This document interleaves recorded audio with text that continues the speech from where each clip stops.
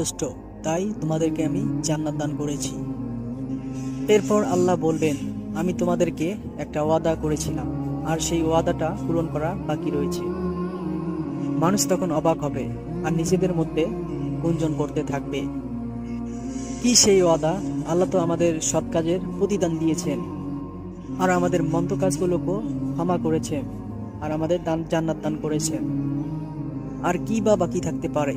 এমন সময় জান্নাতের চারদিক থেকে আলো ছড়াতে থাকবে, আর আল্লাহ সেই জান্নাতে সশরীরে প্রবেশ করবেন আর বলবেন, কারা সেই ব্যক্তি যারা আমাদেরকে এবং আমাকে দেখেনি, কিন্তু তবুও আমাকে বিশ্বাস করেছে। আজকে হচ্ছে বৃদ্ধির দিন, তোমরা যা চাও তাই দেওয়া হবে। তখন জান্নাতবাসী বলবে, হে আল্লাহ, আমরা আপনাকে দেখতে চাই।